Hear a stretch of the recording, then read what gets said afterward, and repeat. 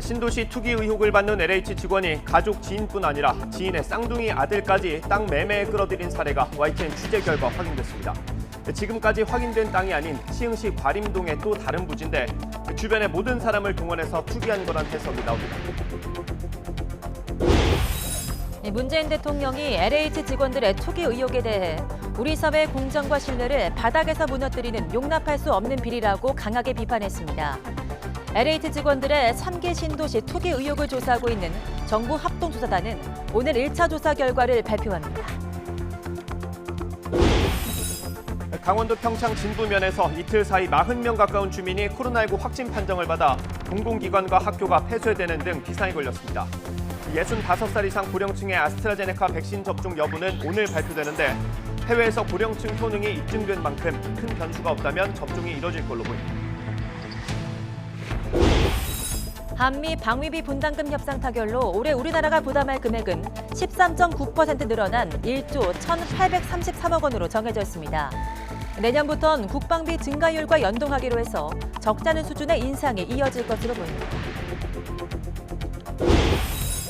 대기 정체에 중국발 스모그가 유입돼 초미세먼지 농도가 크게 치솟으면서 수도권에 올봄 들어 처음 고농도 미세먼지 비상 저감 조치가 내려졌습니다. 국립환경과학원은 이번 주말까지는 대기질이 나쁨 단계를 보이겠다며 주의를 당부했습니다. 미얀마 군사 정권이 쿠데타에 맞서 파업을 벌여온 철도 노동자 등 시민 불복종 운동 세력에 대한 탄압을 본격화하고 있습니다. 여러분 안녕하십니까? 3월 11일 굿모닝 YTN 시작합니다. 네, 오늘도 LH 직원들의 땅 투기 의혹 소식부터 전해드립니다. 경기 광명 시흥지구 투기 의혹을 받는 LH 직원이 외곽 지역의 땅도 사들인 걸로 파악됐습니다.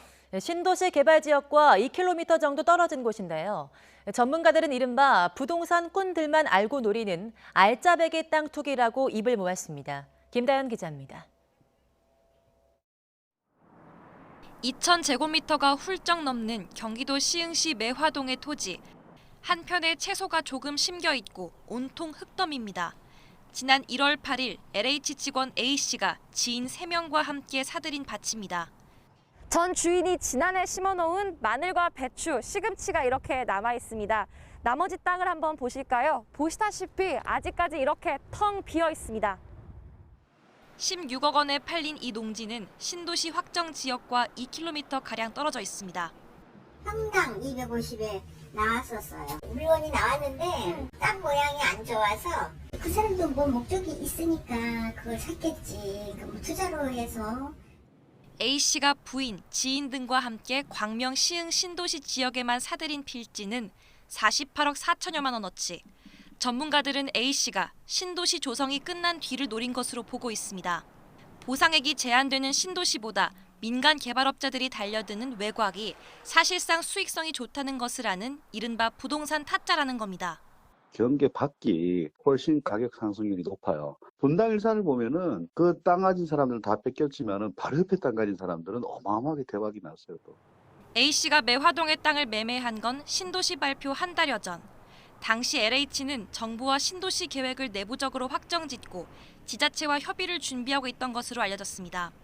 극소수만이 신도시 개발 지역 경계를 알던 시기, 바로 인근 노른자 땅에까지 손을 뻗은 겁니다.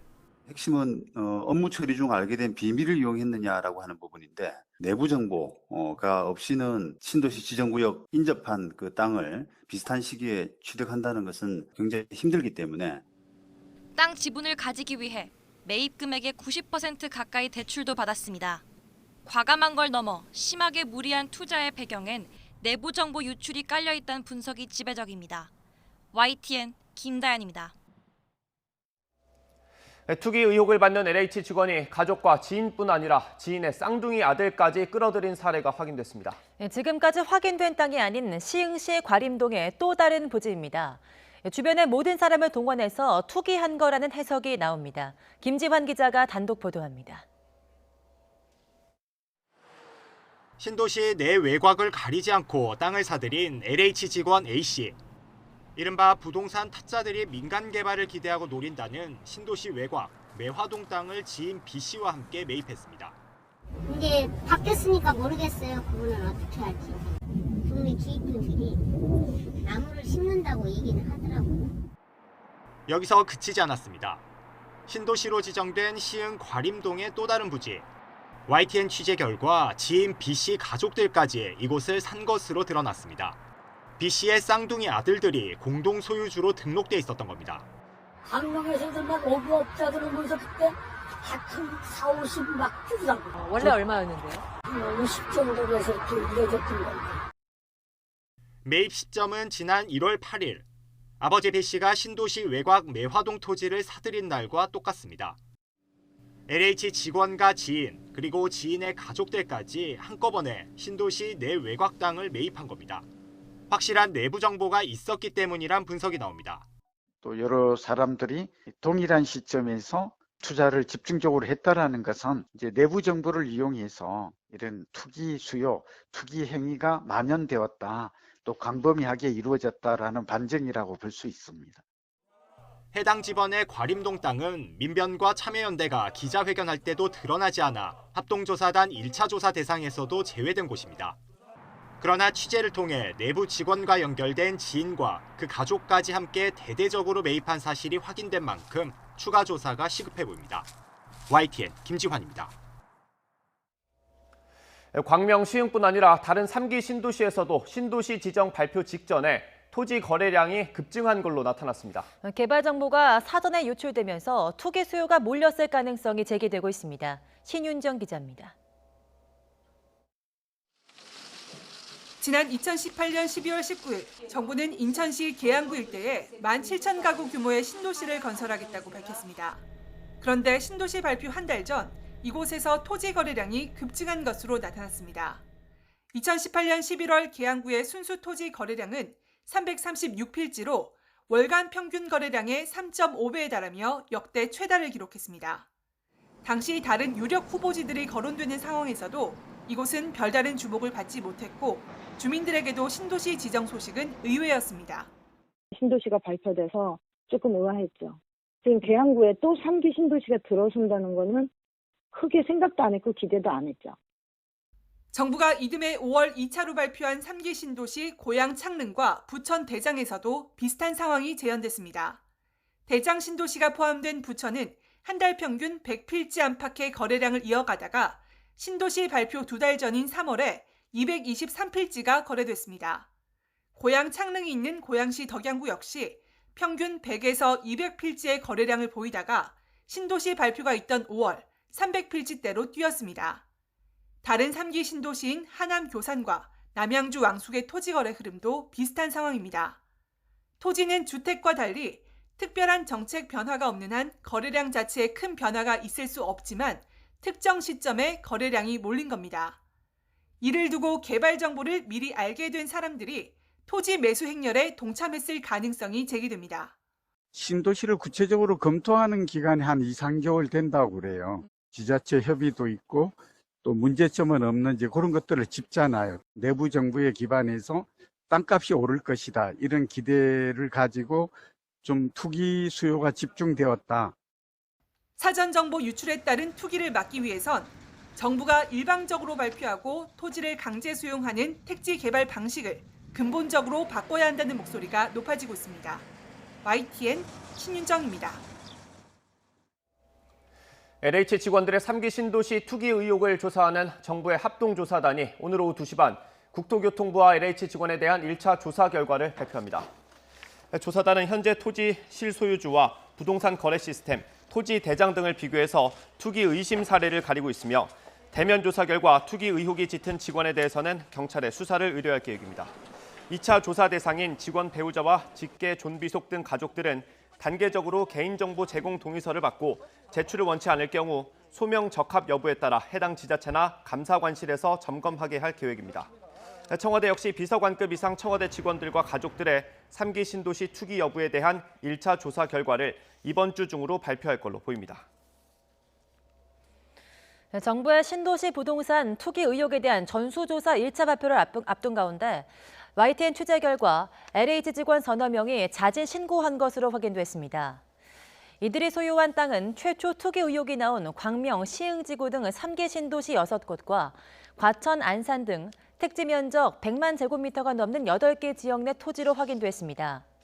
정부 합동조사단은 오늘 1차 전수조사 발표돼 LH 직원들의 신도시 땅 소유 자진 신고 내용도 포함하기로 했습니다. 경기 광명시흥 공공주택지구 예정지에 땅을 매입한 광명시청 직원이 모두 6명으로 확인됐습니다. 땅을 매입한 공무원 6명은 5급 2명과 6급 3명, 8급 1명으로 이들은 각각 지난 2015년부터 2020년 사이 땅을 산 것으로 나타났습니다. 시는 이 가운데 그동안 알려진 6급 직원 1명은 땅을 산 뒤에 불법 형질 변경까지 한 것으로 드러나서 원상복구 명령을 내리고 징계할 예정이라고 밝혔습니다. 나머지 5명에 대해서는 업무상 정보를 이용했는지 조사하고 있습니다. 경기도 시흥시청 소속 공무원 8명도 광명시흥 공공택지 개발 예정지에 땅을 소유하고 있는 것으로 나타났습니다. 시흥시는 다만 8명 중 자진 신고한 7명은 1980년부터 2016년 사이에 땅을 매입하거나 상속받은 경우로 투기로 의심되지 않는다고 밝혔습니다. 자체 조사로 드러난 1명은 5급 직원으로 작년 10월에 경매를 통해 광명시의 한 필지를 취득했으며 시가 취득 경위 등을 조사하고 있습니다. 이번 의혹을 수사하는 경찰은 770명 규모로 합동특별수사본부를 구성합니다. 또 검찰과는 협의체를 구성해서 수사 정보를 공유하기로 했습니다. 이런 가운데 문재인 대통령이 투기 의혹에 대해 강도 높게 비판하면서 철저한 수사와 처벌에 힘을 실었습니다. 홍선기 기자의 보도입니다. 문재인 대통령은 LH 직원들의 신도시 투기 의혹을 용납할 수 없는 비리 행위라고 비판했습니다. 그동안 3기 신도시 전수조사를 통해 비리를 발본색원하라는 등의 지시는 여러 차례 내놨지만 문 대통령이 직접 이번 사안을 비판한 것은 처음입니다. 개발을 담당하는 공공기관 직원이나 공직자가 관련 정보를 부당하게 이용하여 부동산 투기를 한다는 것은 우리 사회의 공정과 신뢰를 바닥에서 무너뜨리는 용납할 수 없는 비리 행위입니다. 정세균 국무총리도 공직자 비리에 합당한 대가를 치르도록 하라는 게 국민의 요구라며 무관용 원칙을 다시 한번 천명했습니다. 또 이를 위해서는 신속한 수사가 필요하다며 관계기관 회의까지 소집했습니다. 검경의 수장과 관계부처 장관까지 불러 모은 이번 회의에서는 무엇보다도 검찰과 경찰의 유기적인 협력을 강조했습니다. 특히 수사를 맡고 있는 경찰과 영장 청구와 공소의 제기 및 유지를 담당하는 검찰 간의 유기적인 소통과 연계가 무엇보다 중요합니다. 회의 결과 검경은 대검찰청과 국가수사본부 사이에 협의체를 구성해 수사 정보를 공유하기로 합의했습니다. 또 지도경찰청이나 검찰청 그리고 수사팀과 관할지청 사이에도 한 라인을 구축해 수시로 공조회의를 열기로 했습니다.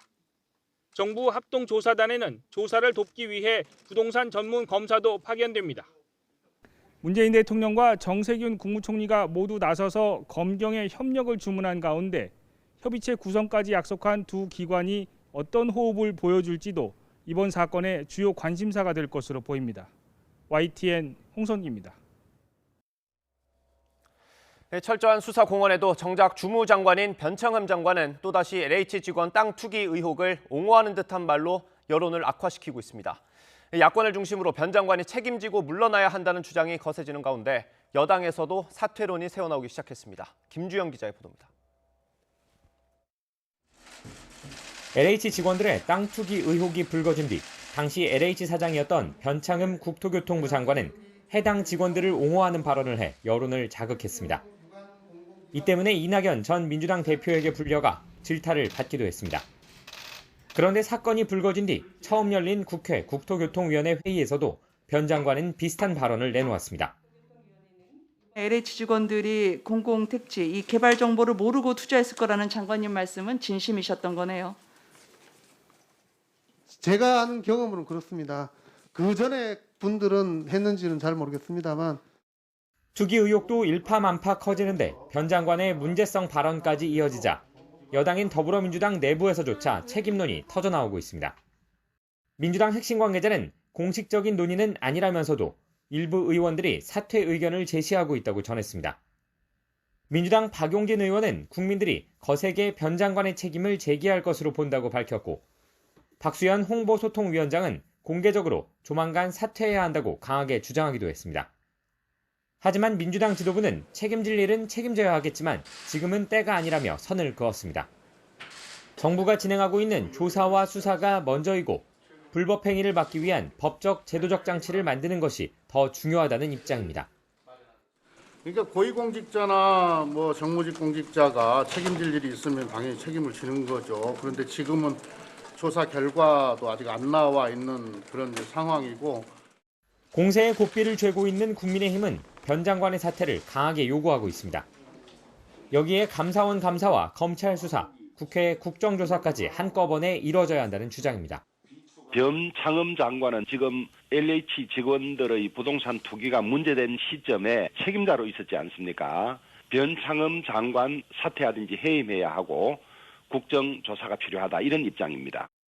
정부가 강력한 대응을 강조하고 있지만 이번 사태에 대한 부정적 여론이 높고 4월 보궐선거도 다가오는 만큼 변 장관의 거취를 둘러싼 논란은 더욱 거세질 전망입니다. YTN 김주영입니다. 더불어민주당 양향자 최고위원이 경기도 화성의 신규 택지 개발지구와 가까운 땅을 보유했다는 의혹이 제기됐습니다. 양 최고위원은 지난 2015년 10월 경기도 화성시 비봉면에 있는 그린벨트 지역 토지 3,492제곱미터를 배우자와 함께 4억 7천만 원에 사들였습니다. 이 땅은 도로와 연결되지 않은 맹지인 걸로 전해졌습니다. 이를 두고 개발 인접지 호재를 노린 투기가 아니냐는 의혹이 나오자 양 최고위원은 입장문을 내고 삼성 임원으로 승진할 때 노후 대비를 위해 구매한 땅으로 신도시와는 무관하며 공직 결심 뒤 여러 차례 팔려고 했지만 거래가 없어서 실패했다고 해명했습니다. 더불어민주당 김경만 의원의 배우자가 경기도 시흥 일대의 땅을 쪼개기 매입했다는 의혹이 나왔습니다. 김 의원의 배우자는 경기도 시흥시 장현동 일대 임야를 2016년과 2018년에 걸쳐 매입했는데 해당 임야는 3기 신도시가 예정된 시흥시 과림동과 인접해 있는 야산으로 지분 쪼개기 방식으로 투기한 것 아니냐는 의혹이 불거졌습니다. 이에 대해서 김 의원은 입장문을 내고 배우자가 지인의 권유로 매수한 것으로 신도시 예정지와는 무관하고 당시 본인은 국회의원 신분도 아니었다며 어떤 조건 없이 즉각적인 처분에 나서겠다고 사과했습니다. LH 임직원들이 지난해 상반기에만 5억 원에 가까운 출장비를 부정수급한 걸로 확인됐습니다. 국민의힘 김은혜 의원실이 확보한 자료를 보면 LH에서 지난해 3월부터 5월 사이 출장비를 부정수급한 임직원은 2,800여 명으로 이들이 받은 출장비는 4억 9천여만 원이었습니다. 당시 조사는 LH 사장이었던 변창흠 국토교통부 장관의 지시로 이뤄졌지만 인사상 징계는 단 한 건도 없었습니다. 네, 가족 간 코로나19 집단 감염이 발생한 강원도 평창에서 확진자 27명이 추가 발생했습니다. 강원도 평창군은 그제 부모 병간호를 위해 방문한 서울 확진자를 고리로 일가족 9명을 포함한 주민 11명이 확진 판정을 받은 진부면에서 추가 확진자가 27명 발생했다고 밝혔습니다. 보건당국은 해당 지역 주민 8,000명을 대상으로 전수검사를 진행하고 있습니다. 교육당국은 진부면 지역 모든 학교의 등교 수업을 내일까지 중단하고 원격 수업으로 전환했습니다. 어제 0시부터 밤 9시까지 전국에서 코로나19 양성 판정을 받은 신규 확진자가 모두 426명으로 집계됐습니다. 그제 같은 시간에 집계된 428명보다 2명 적은 숫자로 오늘 0시 기준으로 발표될 신규 확진자 수는 400명대 중후반에 이를 것으로 예상됩니다. 지역별로는 서울 128명을 비롯해 수도권이 318명으로 74.6%, 비수도권이 108명으로 25.4%로 나타났습니다. 최근 일주일 동안 신규 확진자는 하루 평균 417명꼴로 발생했습니다. 특히 사회적 거리두기 단계 조정의 핵심 지표인 주간 일평균 지역 발생 확진자는 399.9명으로 사실상 2.5단계 범위에 재진입했습니다.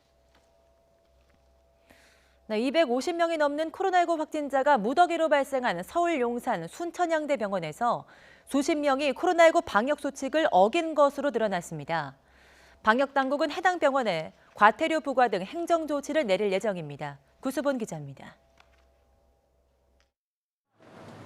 서울 용산구 순천향대 병원에서 처음 확진자가 나온 건 지난달 12일. 이후 27일까지 보름간 257명이 양성 판정을 받았고 이후에도 확진자가 추가되고 있습니다. 서울시가 해당 병원 CCTV를 분석한 결과 74명이 마스크를 제대로 착용하지 않은 것으로 드러났습니다. 해당 자료를 용산구에 통보하였습니다. 이에 용산구는 과태료 부과 등 사후 조치를 할 예정입니다. 중앙방역대책본부는 확진자 치료와 시설 방역 비용 등에 대한 부상권 청구도 가능할 것으로 보고 있습니다. 이런 가운데 서울의 코로나19 신규 확진자 수는 138명으로 일주일 넘게 등락을 거듭하며 100명대를 이어갔습니다. 일상 감염 사례가 57명, 감염 경로가 불분명한 사례는 42명으로 여전히 많았고 동대문구 요양병원과 영등포구 음식점 등 기존 집단 감염 사례에서도 추가 확진자가 나왔습니다. 서울시는 현재 코로나19 백신 접종이 차질 없이 진행되고 있지만 접종 이후에도 감염 위험이 곧바로 줄어드는 것은 아니라며 방역 수칙을 계속 잘 지켜달라고 당부했습니다. YTN 구수본입니다.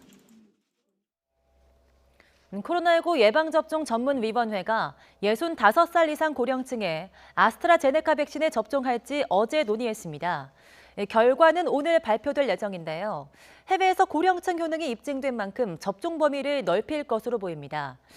대상만 800만 명이 넘는데 접종했을 백신은 충분한지 부족하다면 어떤 방안이 검토될지 이형원 기자가 취재했습니다. 큰 변수가 없다면 아스트라제네카 백신의 만 65살 이상 고령층 접종이 진행될 것으로 보입니다. 예방접종 전문위원회 논의에서는 고령층 효과를 입증한 최근 영국 조사 결과 등이 검토됐습니다. 효과나 안정성에서 문제가 된 것이 아니고 65세 이상 고령층의 연구 대상자 수가 좀 적었습니다. 최근에 영국에서 한 47만 명 이상이 고령층에서 아스트라제네카를 접종했더니 입원율 자체가 많이 감소했고 고령층 접종이 결정되면 대상만 800만 명이 넘습니다. 이 가운데 감염에 가장 취약한 고위험군인 요양병원과 요양시설 고령층만 30여만 명에 달합니다. 접종 보류 전 애초 최우선 대상이었던 만큼 먼저 백신을 맞게 될 가능성이 큽니다. 이달 코백스 퍼실리티에서 들어올 아스트라제네카 백신 34만 5천 명분이 이들에게 쓰일 수 있습니다. 중증 환자의 대부분이 요양병원에 입소한 분들이기 때문에 취약계층을 보호를 해야지만 코로나19로 인한 사망률을 낮출 수 있고 이후 코백스에서 받기로 한 아스트라제네카 70만여 명분이나 이달 말부터 도입될 화이자 개별 계약 물량 350만 명분을 모두 합쳐도 접종 대상 규모를 따라가지 못합니다. 고령층 범위를 나누어 접종 순위를 정하고 2차 접종 물량을 미리 사용하는 방안이 검토되는 이유입니다. 4주에서 8주 사이에 맞은 그룹들보다 9주에서 12주 사이에 맞았던 그룹들이 성적이 더 좋은 거예요. 아스트라제네카를 형편이 닿는 한 최대한 마치고 한 석 달을 기다려서 그 뒤에 2차 접종을 한다면은 8주 간격을 둔다고 했던 아스트라제네카 백신 접종 주기를 8주에서 12주로 못 박으면서 2차 접종분 조기 사용을 염두에 뒀다는 분석이 나옵니다. 정부는 한 사람당 백신 2도즈 사용을 원칙으로 2차 접종에 영향이 없는 수준에서 비축분 사용을 검토한다는 방침입니다. YTN 이영훈입니다. 지난해 말 영국에서 발견된 코로나19 변이 바이러스가 전 세계 100여 개 나라로 급속히 확산해 문제가 되고 있는데요. 이 영국발 변이 바이러스가 전파력뿐 아니라 사망에 이르게 하는 치명률도 다른 바이러스보다 훨씬 높다는 연구 결과가 나왔습니다. 보도에 김현근 기자입니다. 체코의 병원은 넘쳐나는 코로나19 환자들로 포화 상태입니다. 영국발 변이 바이러스가 확산하면서 더욱 심해졌습니다. A teď to, co proběhlo v pondělí, kdy jsme měli za jeden den 22 příjmů, tak už skutečně bylo nad naše možnosti a proto jsme požádali o uvolnění těch kapacit a ten mezikrajský transport. 독일과 프랑스, 이탈리아 등 다른 유럽 국가도 마찬가지입니다. 신규 확진자의 4분의 1에서 3분의 1이 영국발 변이 바이러스 감염자입니다. Verdoppelt sich der Anteil der Infektionen mit dieser Virusvariante ungefähr jede Woche. Wir müssen damit rechnen, dass die Variante bald auch bei uns die dominierende werden könnte. 이처럼 영국발 변이 확산세가 거센 건 전파력이 기존 바이러스보다 40에서 70% 높기 때문입니다. 다만 치명률에는 큰 차이가 없는 것으로 여겨졌는데 이마저도 그렇지 않다는 연구 결과가 나왔습니다. 영국 엑스터대 연구팀 조사 결과 비슷한 규모의 감염자 집단 가운데 영국발 변이 바이러스에 감염돼 숨진 사람은 227명, 반면 다른 바이러스에 감염돼 숨진 환자는 141명에 불과했습니다. 연구팀은 영국발 변이 바이러스의 치명률이 다른 바이러스보다 30에서 100% 정도 높다고 분석했습니다. 앞서 영국 보건당국도 비슷한 결과를 발표했습니다. Roughly 10 would be expected to unfortunately die with the virus. With the new variant, for 1,000 people infected, roughly 13 or 14 people might be expected to die. 보건 전문가들은 전파력이 빠르고 치명률도 높은 영국발 변이 바이러스의 위협을 심각하게 받아들여야 한다고 경고했습니다. YTN 김영근입니다. 브라질의 코로나19 하루 사망자가 급증세를 계속하면서 미국을 넘어서고 있습니다. 영국 옥스퍼드대 아워월드인 데이터 기준으로 브라질의 하루 사망자는 지난 5일부터 9일까지 5일째 미국을 앞섰습니다. 현지 언론들은 지난해 말부터 코로나19 재확산세가 나타나면서 현재는 팬데믹 이래 최악의 순간을 경험하고 있다고 전했습니다. 미국은 백신 대량 접종이 이루어지고 있으나 브라질은 접종이 더디게 진행되면서 확진자와 사망자 증가세를 잡지 못하고 있습니다. 야권이 본격적으로 서울시장 후보 단일화 논의에 들어간 가운데 오세훈, 안철수 두 후보가 민주당 박영선 후보를 상대로 협공에 나서고 있습니다.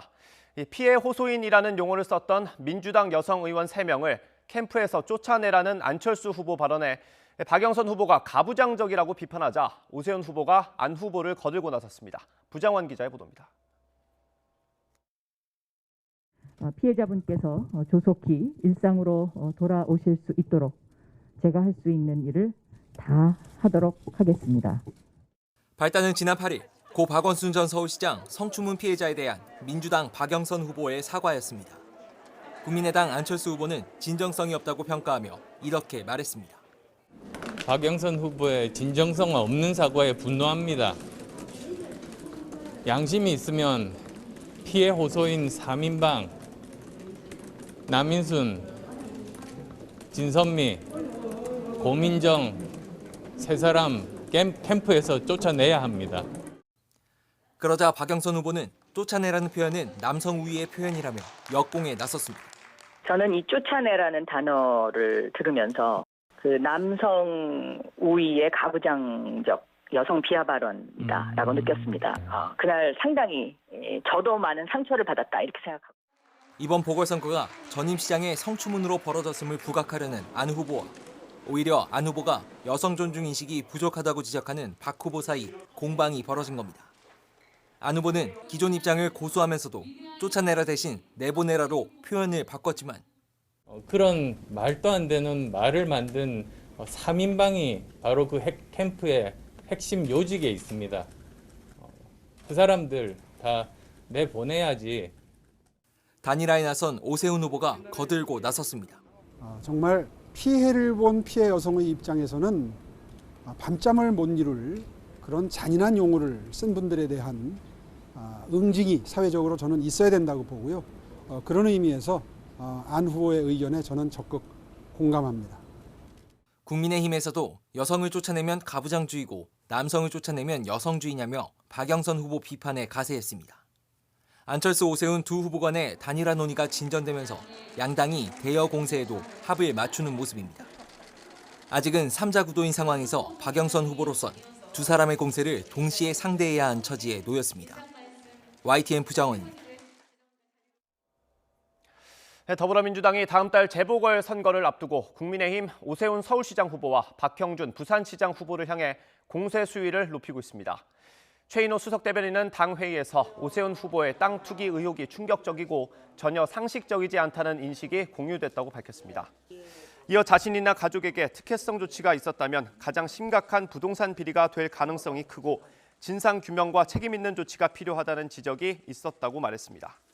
이와 함께 이명박 정부 당시 국가정보원의 불법 사찰 의혹에 대한 진상규명 특별위원회를 발족하기로 했으며 당시 청와대 정무수석이었던 박형준 후보가 인지하지 못했다고 거짓말로 일관하는 건 올바른 처신이 아니라고 꼬집었습니다. 최 수석 대변인은 부산 LCT 특혜 분양 의혹과 관련해서도 LH 투기에 버금갈 사건이 될 수 있으며 국민의힘 의원들이 왜 특혜 분양 명단에 올라와 있는지 철저히 조사해야 한다고 강조했습니다. 국민의힘 오세훈 후보 가족의 땅 투기 의혹을 제기한 더불어민주당 천준호, 고민정 의원을 검찰에 고발했습니다. 국민의힘 서울시장 보궐선거 총괄 선대본부장인 유경준 의원은 두 의원이 허위 사실인 걸 알면서도 오 후보와 관련한 투기 의혹을 제기했다며 허위 사실 공표와 후보자 비방 혐의로 고발했다고 밝혔습니다. 앞서 박영선 후보의 비서실장인 천준호 의원은 오 후보가 시장 시절 부인이 가진 내곡동 땅을 보금자리 주택지구로 지정해달라고 국토부에 요청해 셀프 보상을 받았다고 주장했고 고민정 의원은 이를 전형적인 권력형 비리라고 비판했습니다. 하지만 오 후보는 시장 취임 전에 국민임대주택 예정지구로 지정됐고 법 개정에 따라 보금자리 주택지구로 편입됐다며 10년 전 사실이 아닌 것으로 드러난 의혹을 곰탕식으로 우려먹고 있다고 반박했습니다.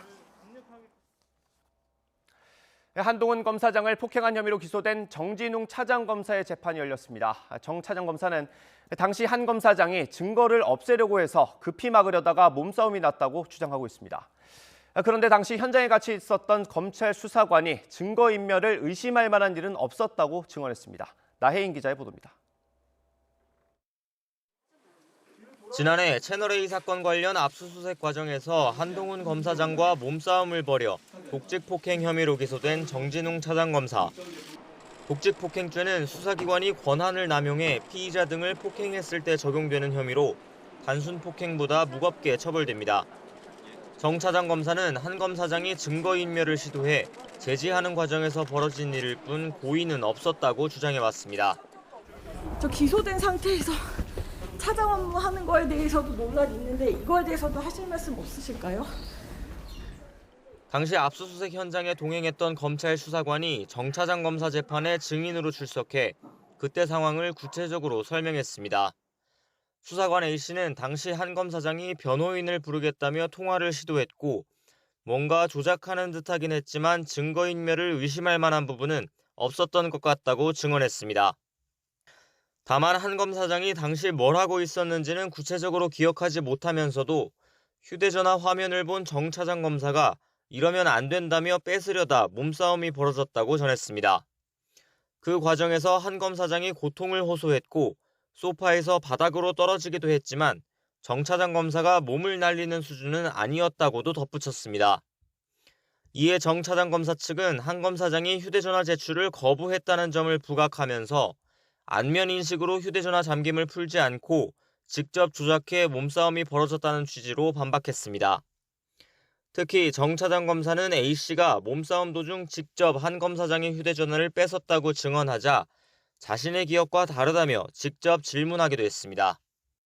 그 상 어떻게 기억하고 계시는 건지? 그건 여기 재판 진행하면서 재판부에 의견 개진할 생각입니다. 예. 재판에서는 당시 몸싸움이 벌어진 직후 두 사람이 언쟁을 벌이는 현장 영상도 일부 공개됐습니다. 몸싸움이 벌어지기 전 한 검사장의 항의로 촬영을 중단해 사건 당시 장면은 찍히지 않은 것으로 전해졌습니다. 다음 재판에선 나머지 영상 조사와 다른 현장 목격자의 증인 신문이 진행될 예정인데 정 차장 검사 행동이 권한을 남용했다고 볼 정도로 지나쳤는지가 쟁점이 될 것으로 보입니다. YTN 나힌입니다. 프로포폴 상습 투약 의혹으로 검찰 수사를 받고 있는 이재용 삼성전자 부회장이 경찰에서도 같은 혐의로 수사를 받는 걸로 확인됐습니다. 경기 남부경찰청 마약수사계는 프로포폴 투약 혐의로 이 부회장을 입건해 수사하고 있다고 밝혔습니다. 경찰 관계자는 현재 수사 중인 사안으로 자세한 내용은 말해줄 수 없다며 말을 아꼈습니다. 경찰이 들여다보고 있는 이 부회장의 프로포폴 투약 혐의는 검찰이 수사하고 있는 사안과는 별건인 걸로 알려졌습니다. 국정농단 사건으로 실형을 선고받고 재수감된 이재용 삼성전자 부회장의 경영권 불법 승계 의혹 재판이 오늘 재개됩니다. 서울중앙지방법원은 자본시장법 위반 등의 혐의로 기소된 이 부회장 등 11명의 2차 공판준비기일을 진행합니다.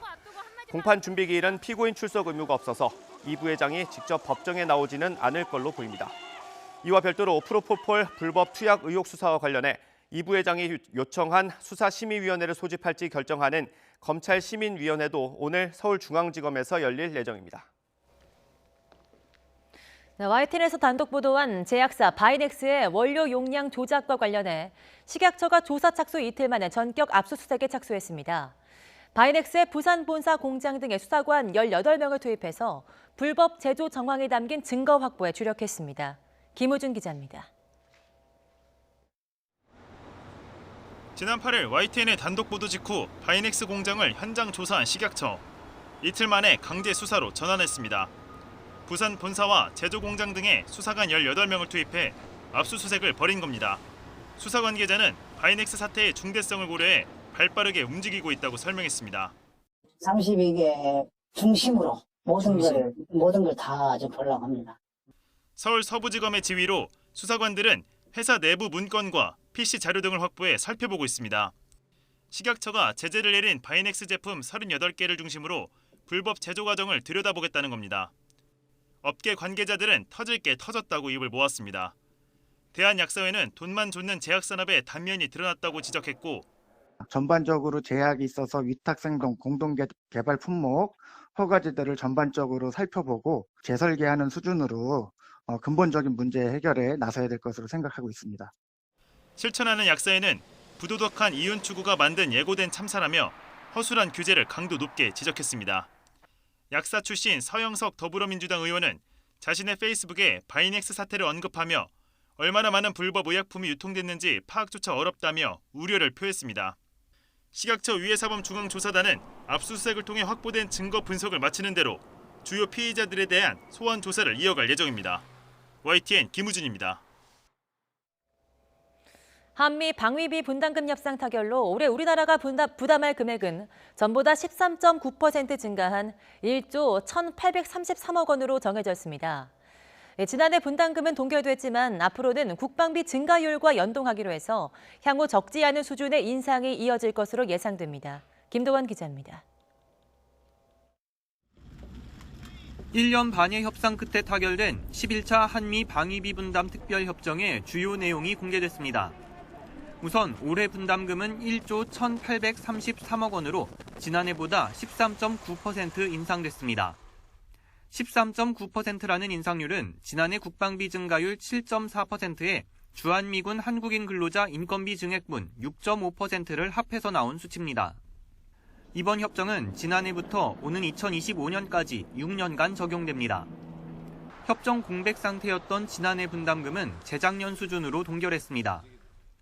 다만 내년부터는 그 전해의 국방비 증가율과 연동하기로 했습니다. 이렇게 되면 내년 분담금은 올해 국방비 증가율 5.4%만큼 인상된 1조 2,472억 원이 됩니다. 국방비 증가율은 우리의 재정 능력과 국방력을 반영하고 국회 심의를 통해 확정되며 국민 누구나 확인 가능하다는 점에서 신뢰할 만한 합리적인 기준입니다. 이번 정부 전반기처럼 국방비 증가율이 7, 8%대를 기록할 경우 방위비도 그만큼 따라오르게 됩니다. 이와 함께 주한미군 내 한국인 근로자 무급휴직 사태가 재발하지 않도록 협정 공백 시 직전 연도 수준으로 인건비를 지급할 수 있도록 규정했습니다. 이번 합의는 한미 양국의 협정 서명 후 국회 비준 동의를 거쳐 확정됩니다. 외교부는 이번 합의가 한미동맹과 연합방위태세 강화에 기여할 것으로 평가하고 조속한 시일 내에 협정이 발효되게 하겠다고 밝혔습니다. YTN 김도원입니다. 미국의 국무장관과 국방장관이 다음 주 일본에 이어 우리나라를 방문해서 대북 정책 방향과 동맹 관계 강화 방안 등을 협의합니다. 외교부는 토니 블링컨 미 국무장관이 오늘 17일부터 1박 2일 일정으로 방한할 예정이라고 밝혔습니다. 정의용 외교부 장관은 17일에 블링컨 국무장관과 한미 외교장관 회담을 갖고 한미 관계와 한반도 문제, 지역 글로벌 협력 등에 대해 폭넓게 의견을 교환할 예정입니다. 또 로이드 오스틴 미국 국방장관도 오늘 17일부터 2박 3일 일정으로 방한할 예정이어서 두 장관이 참석하는 5차 한미 외교 국방장관 회의가 열릴 계획입니다. 한미 외교 국방장관 회의는 지난 2016년 이후 5년 만에 개최되는 겁니다. 로버트 에이브럼스 주한미군 사령관이 북한이 핵 능력을 개발을 중단했다는 징후 없이 계속 위협을 가하고 있다고 밝혔습니다. 이에 대응하는 한미동맹의 억지 노력은 지역 안정을 위한 보루라고 강조했습니다. 워싱턴 강태욱 특파원이 보도합니다. 미국 하원 청문회에 나선 에이브럼스 사령관은 2017년 이후 대륙간 탄도미사일이나 핵실험이 없었다고 설명했습니다. 하지만 변화하는 국제안보 환경 속에서 북한의 위협은 계속되고 있다고 강조했습니다.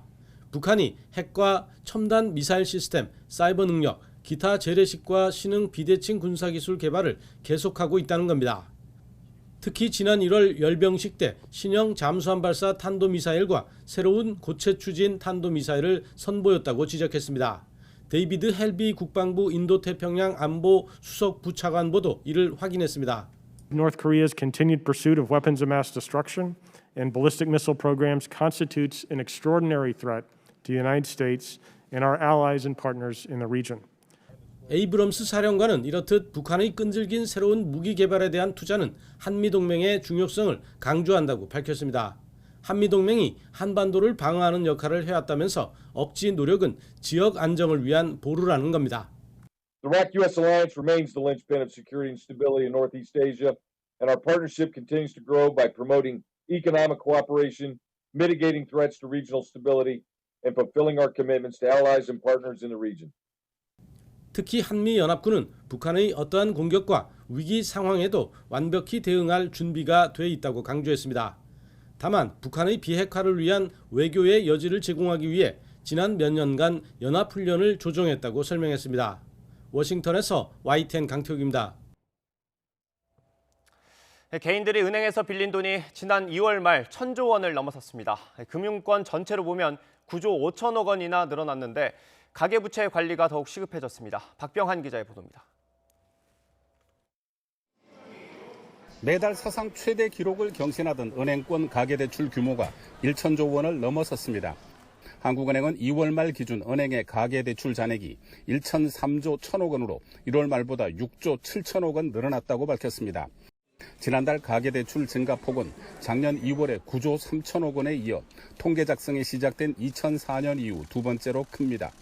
가계대출 가운데 전세자금 대출을 포함한 주택담보대출 잔액은 733조 3천억 원으로 한 달 사이 6조 4천억 원 증가했습니다. 신용대출이 대부분을 차지하는 기타 대출 잔액이 268조 9천억 원으로 1월 말보다 3천억 원 늘었습니다. 1월 신용대출이 2조 6천억 원 늘었는데 2월 증가분이 3천억 원에 그친 것은 주식시장이 최근 조정 국면에 접어들어 신용대출 증가폭이 크게 준 것으로 분석됩니다. 통계청이 지난해 12월 발표한 우리나라 전체 가구 수는 2,034만 가구라 가구당 평균 빚이 4,930만 원에 달하는 것으로 추정됩니다. 이에 따라 계속 늘어나는 가계부채 관리가 큰 과제로 떠오르고 있습니다. 현재 주식시장과 부동산 시장을 포함해서 전반적인 가격 상승이 유동성에 기반해서 이루어지고 있는데 이러한 가격 하락이 이루어지는 가운데 금리가 올라가게 되면 가계대출 부담이 크게 증가하면서 매우 위험한 요인이 될 수 있기 때문에 이에 대한 사전 관리가 더욱 중요해지고 있는 상황입니다. 금융위원회가 밝힌 금융권 전체 2월 가계대출 증가액은 9조 5천억 원으로 집계돼 은행 대출만 다룬 한국은행 집계보다 2조 8천억 원이 더 많았습니다. 은행의 기업대출 잔액을 보면 2월 말 기준 995조 3천억 원으로 1월보다 8조 9천억 원 늘었습니다. 중소기업 대출이 한 달 새 8조 4천억 원이나 증가했고 대기업 대출은 6천억 원이 늘었습니다. 중소기업은 코로나19 관련 자금 수요가 있어 대출을 통한 자금 조달이 늘었지만 대기업은 회사채 발행을 통해 자금을 조달해 대출 증가폭이 낮은 것으로 나타났습니다. YTN 박병환입니다. 백신 전문기업인 SK바이오사이언스가 일반 공모주 청약에서 흥행 기록을 다시 썼습니다. 대표 주관사인 NH투자증권에 따르면 배정 물량 대비 경쟁률로 추산한 SK바이오사이언스 공모주의 청약 증거금은 63조 6천억 원으로 최종 집계됐습니다. 이는 지난해 빅히트 엔터테인먼트 58조 4,237억 원은 물론 카카오게임즈가 세운 청약 증거금 기록 58조 5,543억 원을 넘어선 역대 최대 기록입니다. 미얀마 군사 정권이 쿠데타에 맞서 파업을 벌이던 철도 노동자를 포함해 시민들에 대한 탄압을 본격화하고 있습니다. 쿠데타를 규탄하는 내용의 유엔 안보리 성명이 무산되고 국제사회가 무기력한 모습을 보이면서 미얀마 군부는 더욱 강경한 태도를 취할 걸로 예상됩니다. 박경석 기자의 보도입니다. 군경의 무력 진압을 피해 사람들이 필사적으로 달아납니다. 숨가쁘게 도망치는 시위대 등 뒤로 총소리가 끊이지 않습니다. 미얀마 군경이 시민 불복종 운동의 일환으로 파업을 벌여오던 철도 노동자들의 거주지를 급습한 것입니다. 철도와 병원, 은행 파업 등이 중심이 된 시민 불복종 운동에 대한 미얀마 군정의 탄압이 본격화된 것으로 보입니다. 지난 3일 유혈 진압으로 10명가량 숨진 것으로 알려진 양곤 노스 오칼라파 지역 등에서도 수백 명이 추가로 체포됐습니다. 언론사 재갈 물리기도 한층 속도를 내고 있습니다. 미얀마 나우 등 현지 언론 5곳의 허가를 취소한 군경은 사무실에 난입해 취재 장비와 컴퓨터 등을 압수했습니다. Their way of trying to crack down on, the atrocities that they're committing against the protesters and just the general population in Myanmar. 무자비한 유혈 진압이 이어지고 있지만 국제사회는 제 목소리를 내지 못하고 있습니다. 유엔 안보리는 폭력 진압을 규탄하는 의장 성명을 채택했지만 초안에 비해 내용이 크게 후퇴했습니다. 쿠데타라는 표현이 빠지고 유엔 제재 가능성을 언급하는 내용도 사라져 미얀마 군정의 강경 진압에 제동을 걸기엔 역부족이란 평가입니다. 국제사회가 서로 다른 셈법으로 머뭇거리는 사이 사망자가 이미 60명을 넘어서는 등 미얀마 시민들의 희생은 더욱 커지고 있습니다. YTN 박경석입니다. 미얀마 군부의 명령을 따를 수 없어 인도로 월경한 경찰관이 죽을 때까지 시위대를 쏘라는 명령을 받았다고 증언했습니다. 미얀마에서 경찰로 복무한 27살 타뺑은 경찰 규정상 시위대를 해산할 때는 고무탄을 쏘거나 무릎 아래만 쏴야 하지만 죽을 때까지 쏘라는 지시를 받았다고 로이터 통신이 보도했습니다. 타뺑은 지난달 27일 상관으로부터 시위대에 자동 소총을 쏘라는 명령을 받고 거절했는데 다음 날 또 총을 쏘겠느냐는 전화가 와서 어린 2딸과 아내를 남겨두고 국경을 넘게 됐다고 말했습니다. 미얀마인 100명가량이 쿠데타 발생 이후 인도 미조람주로 피신했는데 상당수가 경찰과 가족으로 알려졌다고 통신은 전했습니다. 미국 하와이주에서 홍수 피해가 잇따르면서 저녁에 비상사태가 선포됐습니다. 데이비드 이게 하와이 주지사는 홍수 피해를 본 사람들을 신속하고 효율적으로 돕기 위해 비상사태를 선포했으며 악천후가 12일까지 계속될 것으로 보인다고 밝혔습니다. 이번 홍수로 다리와 도로 곳곳이 유실됐고 수많은 주택이 파손됐습니다. 또 갑자기 불어난 물에 휩쓸리면서 지금까지 1명이 실종됐습니다. 마우이 카운티는 카우파 칼루아 댐이 범람하고 붕괴 우려가 나오면서 주민들에게 긴급 대피령을 내렸습니다. 밤사이 대기가 정체하면서 고농도 미세먼지가 가득 쌓여만 가고 있습니다. 특히 서쪽 지역의 대기질이 비상인데요. 지금 수도권의 초미세먼지 농도는 100 마이크로그램 안팎까지 치솟으면서 평소와 비교해 5배가량이나 높아져 있고요. 수도권과 충남, 전북 지역에는 초미세먼지 주의보도 내려져 있습니다. 나오실 때는 미세먼지 차단이 가능한 KF80 이상 미세먼지용 마스크 꼭 착용하시기 바랍니다. 이에 따라 수도권에는 올봄 들어 처음으로 고농도 미세먼지 비상 저감 조치도 내려졌습니다. 오늘 저녁 9시까지 배출가스 5등급 차량은 운행이 제한되고 미세먼지 배출 사업장과 공사장은 운영을 단축하거나 조정해야 합니다. 다만 공공기관 차량 2부제는 코로나 영향으로 시행이 일시 중지된다는 점 참고하시기 바랍니다. 오늘도 흐린 하늘 속에 일교차는 여전히 크겠습니다. 아침에는 쌀쌀하다가도 낮 기온은 예년보다 3에서 6도가량이 높아 온화하겠습니다. 서울 낮 기온은 16도, 대전과 대구 17도, 광주 18도까지 오르겠습니다. 밤부터는 전남과 제주를 시작으로 비가 내려서 내일 새벽 그 밖에 남부지방과 충청으로 비가 확대하겠습니다. 제주도의 최고 60mm, 남해안에는 10에서 40mm의 비가 오겠고 충청 이남 내륙에는 5에서 10mm의 비가 살짝 지나겠습니다. 내일도 전국 하늘은 흐린 가운데 충청 이남 지역의 비는 내일 밤이 돼서야 대부분 그치겠고요. 비가 지나도 예년보다 포근한 날씨는 당분간 계속될 전망입니다. 현재 서쪽 지역을 중심으로는 먼지와 안개가 뒤엉키면서 시야가 답답합니다.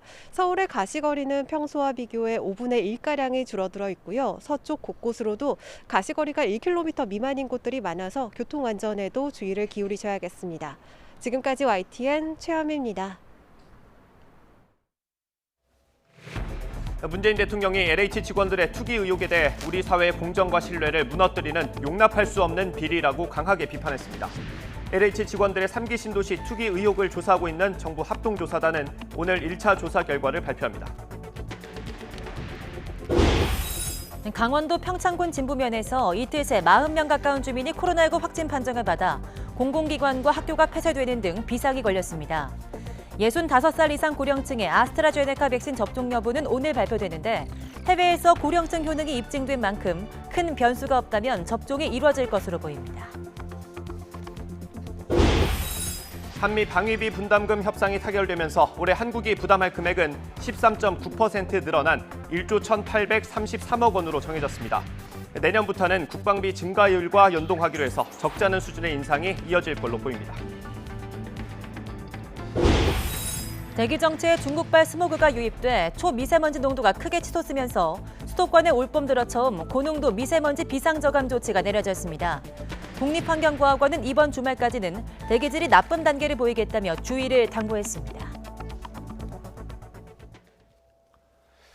굿모닝 YTN 이어갑니다. 정부 합동조사단이 땅 투기 의혹에 대한 전수조사를 벌이는 가운데 LH 직원 서너 명이 신도시에 땅을 갖고 있다고 자진 신고한 걸로 확인됐습니다. 이 직원들이 산 땅은 광명 시흥지구와 과천 안산에도 있었습니다. 김현우 기자가 단독 보도합니다. 신도시 땅 투기 의혹이 나온 지 이틀 만에 LH는 대국민 사과에 나섰습니다. 국민 여러분께 큰 충격과 실망을 드렸습니다. 머리 숙여 사죄드립니다. 사과에도 불구하고 새로운 의혹이 연일 터져 나왔고 국민들의 분노는 확산했습니다. LH는 급기야 감사실 내 자진 신고 센터를 설치했습니다. 신고 기간은 지난 5일부터 일주일간이었습니다. 이 사이 LH 직원 서너 명이 자진 신고한 것으로 전해졌습니다. 대통령까지 나서 발본 세권을 지시하고 총리는 폐가망신이라는 초강수를 두자 자진 신고를 택한 것으로 보입니다. 자진 신고한 직원들이 소유한 토지는 최초 의혹이 나온 광명 시흥지구 등 3개 신도시 6개 지역과 과천, 안산 등 택지 면적 100만 제곱미터가 넘는 8개 지역 내 토지로 확인됐습니다. LH 직원들의 신도시 전역에 걸친 무차별적 투기 의혹으로 예정된 공급 대책 일정이 차질을 빚을 수 있다는 우려가 점점 커지고 있습니다. 공공기관의 투기 의혹이 불거지면서 공공주도의 정비사업 추진과 더불어서 7월부터 시작되는 3기 신도시 사전청약 일정에도 일시 지연 가능성이 있습니다. 다만 신뢰도 문제가 큰 만큼 장기간 지연될 가능성은 아직 낮다고 볼 수 있습니다. 정부 합동조사단은 1차 조사 결과 발표 때 LH 직원들의 신도시 땅 소유 자진 신고 내용도 포함하기로 했습니다. YTN 김현우입니다. LH 직원이 1년 가까이 땅을 방치하다가 정부의 신도시 발표가 임박해서 급하게 묘목을 심었다는 의혹 앞서 보도해드렸습니다. 농사를 지은 것처럼 꾸민 눈속임이 아닌지 의심되는데요. 아예 해당 토지가 농사를 지을 수 없는 곳이란 주장도 남았습니다. 김경수 기자가 현장을 취재했습니다. LH 직원과 가족 등 7명이 지난해 2월에 사들인 경기도 시흥 과림동의 토지입니다. 1년 동안 방치되다시피 하다가 지난달 27일에야 묘목을 급하게 심었다는 게 인근 주민들의 이야기입니다. 그 위에 흙만 이만큼 얹어가지고 나무 심는 거에 보상받으려고 하루 만에 다 심더라고요. 다 10명 데려와서 금방 심죠.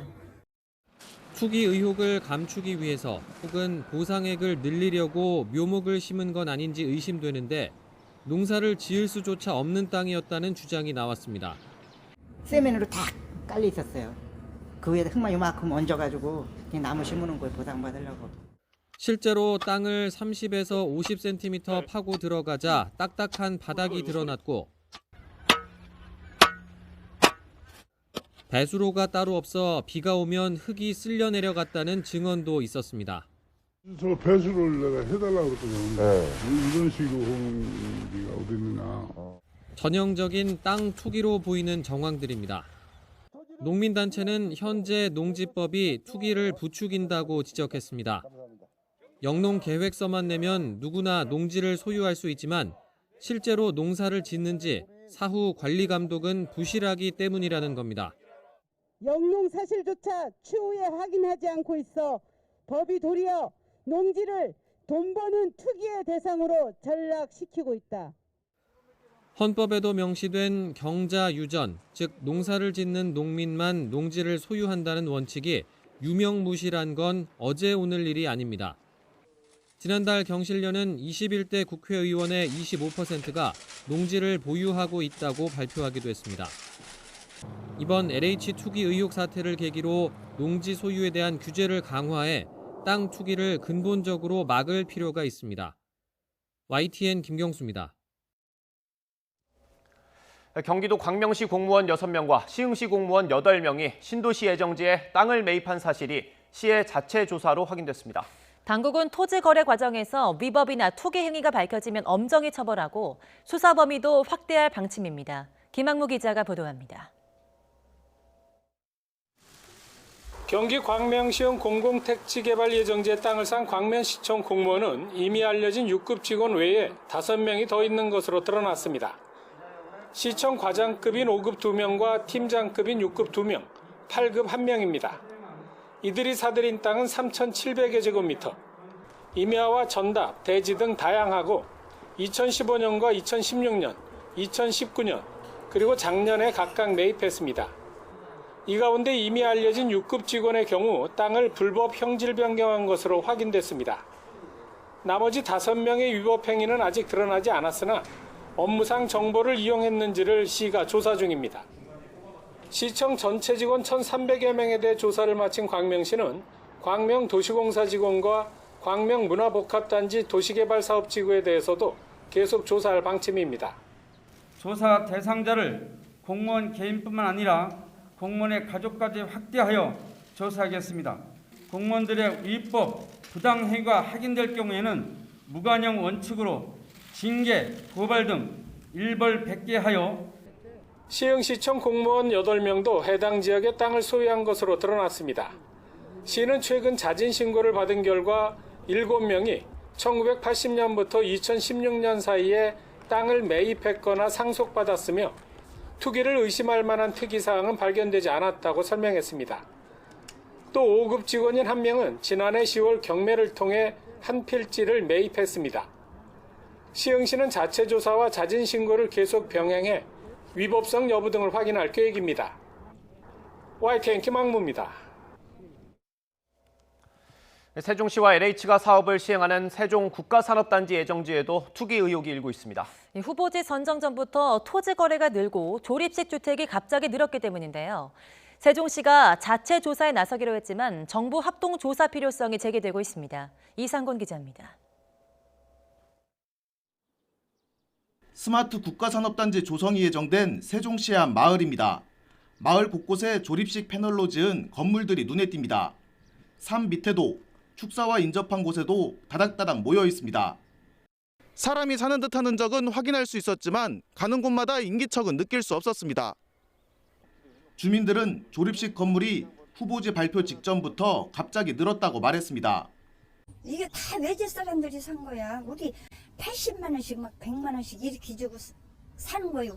갑자기 여기 땅 사고 그냥 집을 한 해에 저 다진 거야, 한 해에.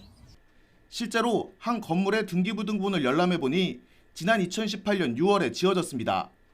정부의 산업단지 후보지 발표보다 2달 앞선 때입니다.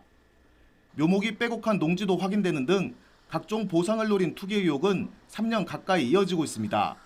저녁에 와서 불을 켜놓고 아침에 다시 와가지고 불을 다시 끄고 이런 사람도 있거든요. 왜냐면 공무원하고도 연관이 돼 있다고 얘기 들었고 산업단지가 들어오면 이주자 그 딱지 같은 게 그 받는다고 그런 얘기를 들었어요. 그런 목적으로 진 게 아닌가 저희는 그렇게 생각하는 거죠. 결국 세종시가 자체 조사에 나섰고 세종경찰청도 내사에 착수했습니다. 하지만 세종 지역에서 대규모 신도시 개발이 오랜 기간 이루어진 만큼 정부의 합동조사가 필요하다는 여론이 일고 있습니다.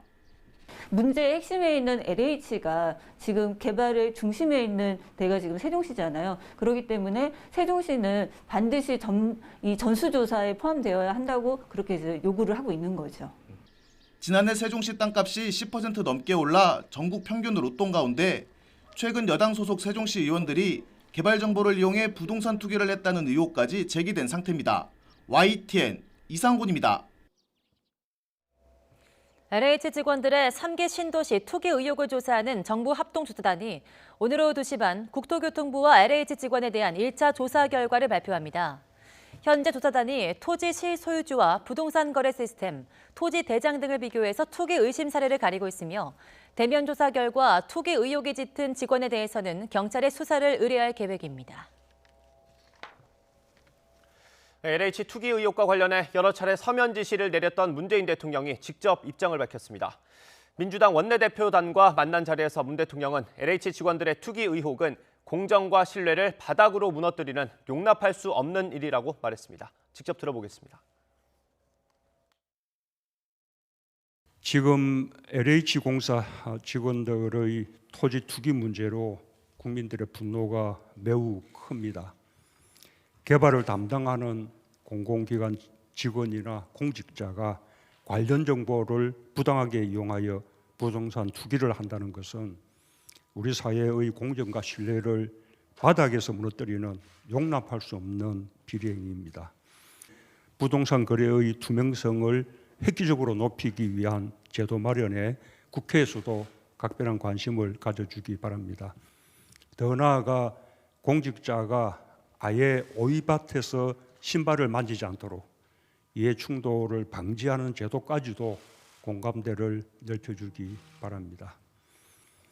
또한 이번 사건에 흔들리지 않고 이사 부동산 공급 대책을 차질 없이 진행하여 부동산 시장을 조속히 안정시키고 국민의 주거권을 보장하는 것이 무엇보다 시급합니다. 국민들께서 이사 부동산 대책을 신뢰할 수 있도록 필요한 후속 입법을 조속히 처리하고 당정 협력을 강화해 줄 것을 특별히 당부를 드립니다. LH 직원들의 투기 의혹을 두둔해서 비판을 받았던 변창흠 국토교통부 장관이 자신의 발언을 사과하면서도 직원들이 개발 정보를 모르고 샀을 거라는 기존 입장을 재확인했습니다. 변 장관은 지난 9일 국회 현안보고에서 LH 직원들이 공공택지 개발 정보를 모르고 투자했을 거라는 게 진심이냐는 국민의힘 김은혜 의원 질의에 이같이 밝혔습니다. 직접 들어보겠습니다. 한 달 만에 그 신도시 계획이 만들어졌다면 지난번에 LH 직원들이 공공택지 이 개발 정보를 모르고 투자했을 거라는 장관님 말씀은 진심이셨던 거네요.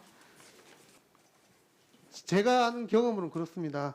그 전에 분들은 했는지는 잘 모르겠습니다만 이번과 관련해서는 최소한 그렇습니다. 그럼 투기를 했던 그 직원들은 국민들이 잘못 본 겁니까? 민주당 안에서도 LH 사태와 관련해 당시 사장이던 변창흠 장관이 경질론이 나오는 가운데 당 지도부는 선을 그었습니다. 김태년 대표 직무대행은 어제 아침 회의 뒤 기자들과 만나서 경질론은 논의한 바 없으며 책임질 일이 있으면 당연히 져야 하지만 지금은 조사 결과도 안 나온 상황이라고 말했습니다. 최인호 수석 대변인도 변 장관 사퇴 논의는 전혀 사실이 아니며 발본색원과 재발 방지, 정책의 일관성이 원칙이라고 강조했습니다. 경찰과 검찰이 오늘 LH 직원 등의 3기 신도시 투기 의혹과 관련해 수사 협력 방안을 논의합니다.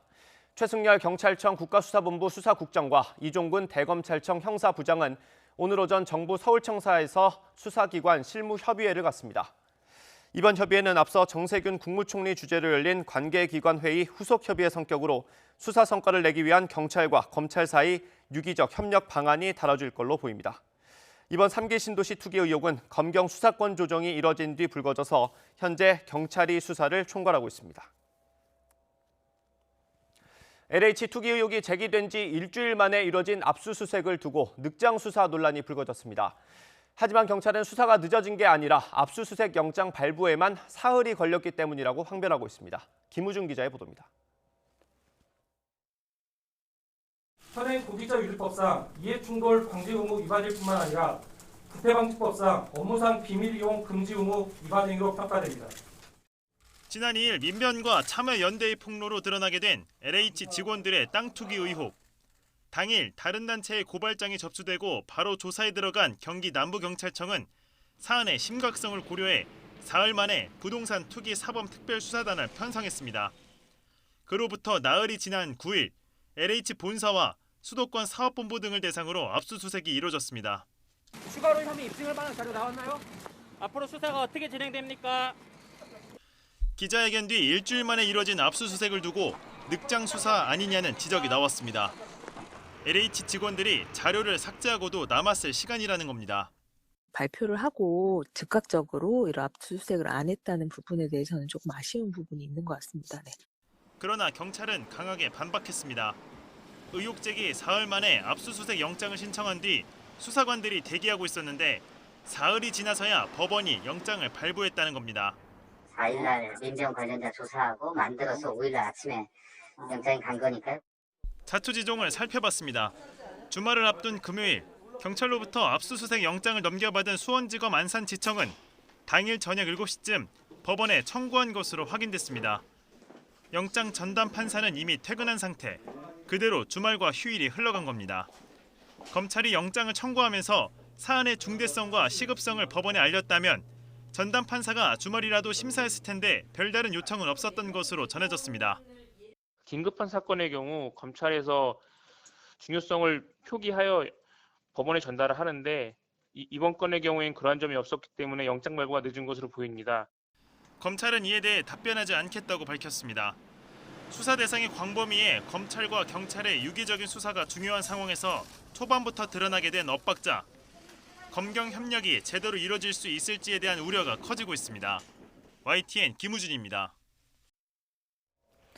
봄철을 맞아 이동량이 증가하면서 국내 코로나19 신규 환자가 이틀 연속 400명대를 기록했습니다. 또 백신 접종을 받은 사람은 접종 시작 12일 만에 40만 명을 넘어섰습니다. 신현준 기자가 보도합니다. 국내 코로나19 신규 환자는 전날보다 24명 늘어 470명입니다. 이틀째 400명대이자 19일 만에 가장 많은 확진자입니다. 축산물 공판장 같은 사업장과 감염에 취약한 병원, 사우나 등에서 집단 발병이 잇따르고 있기 때문입니다. 최근 1주간 국내 발생 확진자는 하루 평균 399.9명으로 사실상 2.5단계 기준에 들어갔습니다. 주말 이동량은 6,300만 건으로 전주보다 12.6% 감소했지만 여전히 3차 유행 이전인 지난해 11월 수준입니다. 최근에는 또 다중이용시설을 중심으로 해서 집단 감염이 발생하고 있는 그런 데 사항들입니다. 따라서 수도권의 경우는 전혀 안심할 수 있는 그런 사항들은 아닙니다. 백신 접종자는 접종 시작 12일 만에 40만 명을 넘어섰습니다. 1분기 우선 접종 대상자의 58%가 1차 접종을 마친 셈입니다. 백신 접종 뒤 이상 반응 신고는 900여 건 더 늘었습니다. 이 중 중증 의심 사례가 4건, 급성 과민 알레르기 반응인 아나필락시스 의심 사례가 50건입니다. 또 접종 후 사망 신고가 1건이고 중증 의심 사례 가운데 1명이 숨져 누적 사망자는 15명으로 늘었는데 방역당국이 접종과 사망과의 인과관계를 조사하고 있습니다. YTN 신현준입니다. 코로나19 확진자가 무더기로 발생했던 서울 용산구 순천향대병원이 방역수칙을 어긴 것으로 드러났습니다. 서울시는 해당 병원 CCTV를 분석한 결과 74명이 마스크 착용 방역수칙을 위반한 사실을 확인했다고 밝혔습니다. 서울시는 해당 자료를 용산구에 통보했고 용산구가 과태료 부과 등 사후 조치를 할 예정입니다. 순천향대병원에서는 지난달 12일 첫 확진자가 발생한 이후 27일까지 257명이 감염됐으며 이후에도 확진자가 발생하고 있습니다. 강원도 평창에 있는 면 지역에서 이틀 새 40명 가까운 주민이 코로나19 확진 판정을 받았습니다. 학교는 원격 수업으로 모두 전환됐고 8천여 명 전체 주민이 검사를 받고 있습니다. 지환 기자입니다. 읍내는 텅 비었습니다. 대신 평창강 둔치 선별진료소에 차량과 사람이 몰렸습니다. 영동고속도로를 끼고 있어 유동인구가 많은 강원도 평창 진부면 지역. 유치원생과 요양보호사를 포함해 이틀 새 40명 가까운 확진자가 쏟아졌습니다. 4천여 세대 8,700명, 면민 전체가 검사 대상이 됐습니다. 면단위 전체 주민 조사는 지난해 12월 용평 스키장 연쇄 감염 이후 두 번째입니다. 국내 처음이죠? 처음이에요. 아예 뭐 한두 명 나온 것도 처음이고. 뭐 다들 놀라시죠, 뭐 지금. 뭐 갑작스레 이런 일이 일어나니까 저희도. 정확한 감염 경로는 추적 중이지만 지역 전파에 앞서 서울과 세종, 강릉 지역 확진자와 주민들이 각각 접촉했습니다. 서울에서 병문안을 온 확진자와 접촉한 가족의 경우 1살배기 아이부터 80대 증조부모까지 일가족 9명이 한꺼번에 감염됐습니다. 가족 간 감염은 주민 모임 등을 통해 빠르게 확산했고 관공서도 예외가 아니었습니다. 짧은 시간 면 단위 지역에 연쇄 집단 감염이 이어지고 있습니다. 보건소나 면사무소는 물론 파출소 직원들까지 양성 판정을 받으면서 지역 내 몇 개 안 되는 공공시설 대부분은 문을 닫았습니다. 평소에 근무하다가 이렇게 접촉이 있으셨을 거 아니에요? 왜 걱정되시겠어요? 받으셨어요, 검사는? 네, 저희 직원들은 다 받았습니다. 음성 나왔어요? 예. 그 두 분 빼놓고는. 유치원 등원과 초중고 등교 수업이 중단됐고 어르신이 모이던 경로당과 문화센터 역시 폐쇄했습니다. 전체 주민이 검사를 받는 만큼 확진자는 더 늘어날 전망이어서 방역당국 고심이 깊어지고 있습니다. YTN 지환입니다. 코로나19 집단 감염 여파로 중단됐던 부산 공동어시장 경매가 부분적으로나마 재개됐습니다. 야간반 노동자들은 모두 자가격리에 들어갔지만 동선이 겹치지 않은 주간반 노동자들은 모두 음성 판정이 나왔습니다. 김정호 기자가 보도합니다. 코로나19로 경매가 중단됐던 부산 공동어시장. 고등어와 갈치 등을 분류해 상자에 담는 작업으로 다시 분주합니다. 부산 공동어시장에서는 보통 밤부터 어획물 분류와 배열 작업을 한 뒤 새벽에 경매를 진행했습니다. 그런데 이 작업을 담당하는 야간반에서 집단 감염이 나와 모두 자가격리에 들어가다 보니 경매도 진행할 수 없었는데 다행히 주간반 노동자는 전원 음성 판정이 나왔습니다. 야간 작업반하고 주간 작업반이 분류되어 있어서 동선이 겹치지 않는 주간 작업반을 동원해가지고 샘플 경매로 지금 계속 진행할 예정입니다. 재개된 첫날 경매에서는 20kg짜리 기준으로 3,000상자가 거래됐는데 평소보다는 적은 수준입니다. 어획물 자체도 적었고 급하게 인력을 투입하다 보니 일할 사람도 충분하지는 않았습니다.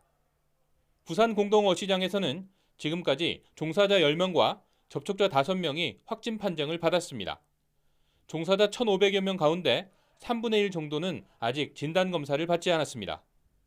임시선별검사소를 통해서 하신 분도 있기 때문에 그러니까 취합이 조금 늦어지고 있습니다. 그래서 확인 중이고 혹시라도 검사 받지 않은 분이 계시다면 검사 받으시도록 안내하고 있습니다. 공교롭게도 부산 공동어시장이 있는 부산 서구에서는 최근 항운노조 감천지부와 3693병원 등에서도 집단 감염이 확인됐습니다. 세 곳 사이에 감염 연결고리가 있는지는 아직 확인되지 않았습니다. YTN 김종호입니다. 지난해 말 영국에서 발견된 코로나19 변이 바이러스가 치사율이 훨씬 높다는 연구 결과가 나왔습니다. 영국 엑스터대 연구팀은 영국발 변이 바이러스에 감염된 5만 5천 명 중 227명이 사망했는데 다른 변이 바이러스 감염 집단에서는 사망자가 141명에 불과했다는 연구 결과를 영국 의학저널에 발표했습니다. 연구팀은 영국발 변이 바이러스의 치사율이 다른 변이 바이러스에 비해 30에서 100% 높다고 분석했습니다. 그러면서 전파력이 빠르고 치사율도 높은 영국발 변이 바이러스의 위협을 심각하게 받아들여야 한다고 밝혔습니다. 방역당국은 어제 예방접종 전문위원회를 열어 아스트라제네카 백신에 65살 이상 고령층에 접종할지를 결정하고 이를 오늘 발표합니다. 아스트라제네카 백신은 그동안 부족한 임상 사례 때문에 고령층 예방 효과가 논란이 되었으나 영국에서 수백만 명에게 실제 접종한 결과가 나오며 분위기가 반전됐습니다. 정은경 질병관리청장은 이와 관련해 지난 자문회의 때 전문가들의 검토 의견도 그 당시에 제기됐던 아스트라제네카 유효성에 대한 근거 부족은 영국에서의 자료 등으로 충분히 접종할 수 있겠다는 의견으로 모아졌다고 밝혔습니다. 이에 따라 접종이 보류됐던 65살 이상 요양병원과 시설의 입소자와 종사자 37만 명이 이르면 이번 달에 백신을 맞게 될 것으로 보입니다. 방역당국이 코로나19 백신 물량 중 2차 접종분을 1차 접종에 활용하기로 했습니다. 백신 수급이 원활하지 않은 상황에서 총 2번 맞아야 하는 백신의 2차 접종용 비축분을 1차 접종에 미리 사용함으로써 접종에 더욱 속도를 내겠다는 취지입니다. 양동규 코로나19 예방접종 대응 추진단 자원관리반장은 2차 접종용 물량 조기 활용 방안 관련 질의에 2차 접종에 영향이 없는 범위 안에서 검토 가능하다고 말했습니다. YTN은 초등학교 수영부 코치의 무차별 폭행 의혹을 연속해서 보도해드리고 있습니다. 당시 코치와 이 코치의 부인인 감독이 폭행 피해를 호소하는 학생들에게 책임을 돌렸다는 증언이 나왔습니다. 수영부원들은 특정 공부방을 함께 다녔는데 그 배경에도 의혹이 일고 있습니다. 나연우 기자의 보도입니다. 목포 하당 신도심에 있는 아파트입니다. 코치의 폭행 의혹이 불거진 초등학교 수영부원들은 이 아파트에 있는 공부방을 여러 해 동안 다녔습니다. 코치와 부인인 감독교사가 수영부 학부모들에게 소개했다는 겁니다. 코치와 감독 부부에게 자식들을 맡긴 학부모들은 소개받은 공부방에 당연히 보내야 하는 분위기로 받아들였다고 말했습니다. 그 선생님이 잘 가르친다.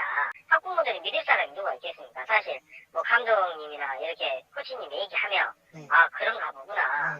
그래서 이제 저희도 대기자로 이렇게 좀 받아주시라고. 하지만 단순 정보 제공이 아니라 교사가 직접 공부방을 학부모에게 소개했다면 문제가 될 수 있습니다.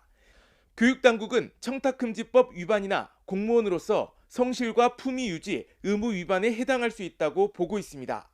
감독 교사는 피해 학생 측으로부터 남편인 코치의 폭행 사실을 들었지만 대수롭지 않다는 반응을 보이기도 했습니다.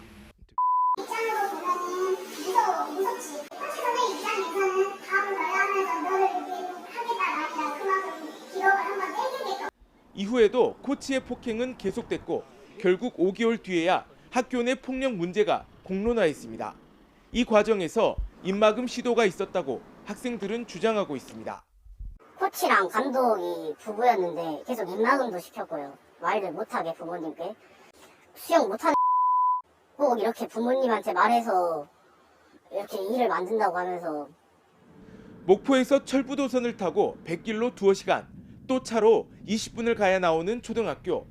당시 감독 교사의 해명을 듣기 위해 직접 찾아갔지만 취재에 응하지 않았습니다.